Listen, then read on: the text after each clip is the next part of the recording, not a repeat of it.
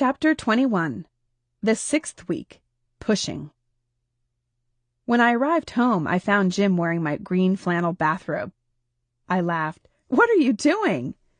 Jim flapped his arms up and down in despair. "It's the only thing that would calm her down." "Wearing my robe?" "I read it online. I guess the robe has your scent on it. She feels like Mom is holding her when I'm wearing it." I kissed him. "You are so sweet. Anything for your little girl, huh?" He nuzzled my neck. "Anything for my girls, big or little. I even vacuumed." Raising my eyebrows, I said, "Anything?" Jim winked. "I need you to look at something." I pulled the reports from the diaper purse and handed them to him. He seated himself on the sofa to read the reports. The phone interrupted his reading. It was Jim's former client, Dirk Johnson. He wanted a follow-up meeting. When Jim left for his meeting, I fussed around the house, carrying and rocking Lori. I jumped on and offline, emailing Paula and doing research. On a whim, I asked Paula if she recalled any Carol from our high school class, since Mr. Creepy had gone to a Holy Rosary dance with someone by that name and met Brad Avery that night. I wondered about background checks. Galligani said he'd run one on George. Maybe I could run one on Mr. Creepy. I finally admitted to myself it was time to recruit help on the PI front. I dialed Galligani in the hospital. "How's your recovery coming along?" "They're releasing me today. The miracles, they work with surgery." He paused for a moment, then continued. "I got very nice flowers from my former client, Mrs. Avery." I swallowed the lump in my throat. "Oh, yeah?" "Yeah. She enclosed a curious note." "No." "Curious how?" "She thanked me for sending over such a wonderful replacement." Relief washed over me. "That was nice." "Nice? I don't remember sending you over there as my replacement." You told me. I went there to tell her you were dropping the case." "Yeah, that's what I thought." "But she thought,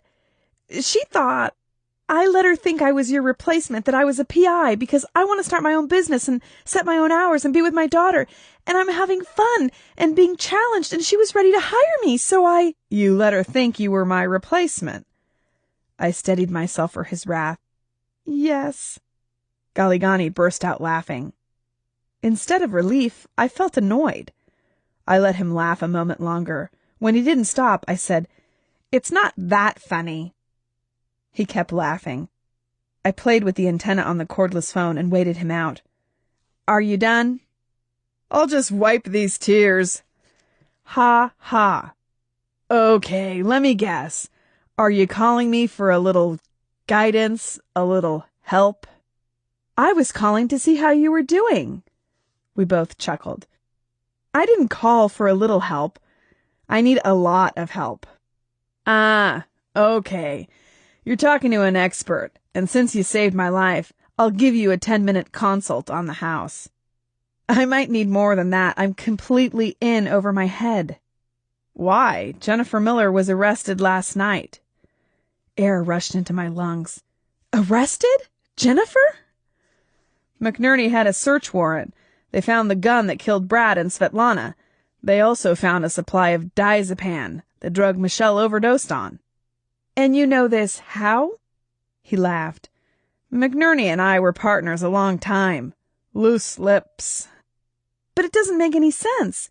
How could Jennifer get rid of Brad alone? She couldn't lift him, could she?" "Oh, I don't know about that.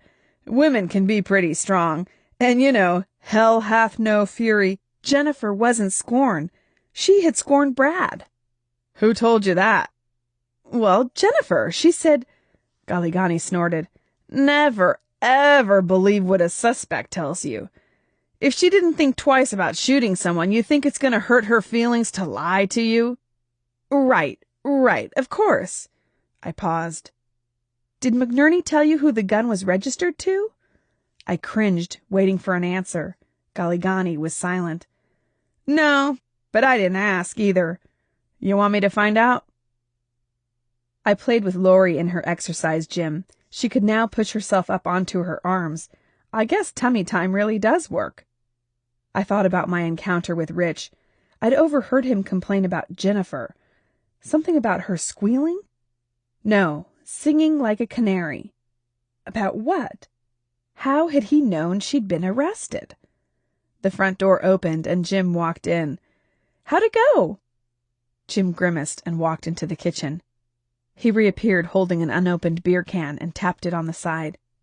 I'm not sure. Pretty good, I think. They want me to put together a new ad campaign for them with a proposal for my services as an independent contractor. But it's hard for me to tell if I'm wasting my time. I should probably be looking for a full-time job instead of... It sounds like a good opportunity. Jim opened the beer. You think that because you're such an optimist. I picked up Lori and dangled her in front of Jim. Ask her what she thinks. Jim laughed, scooping Lori into his arms. What do you think, pumpkin pie? You think it's best for Daddy to get a real job with health insurance and benefits and vacation and all the things that provide security for you and Mommy? Or should Daddy try to land a consulting gig? I flopped onto the couch. So do both. Keep looking for a job and prepare the proposal for them. Jim took a swig of beer. I'm stressed out about not bringing in a paycheck. The phone rang. I leaned over and grabbed it. Kiku's voice filled the line. Kate, the baby's on the way.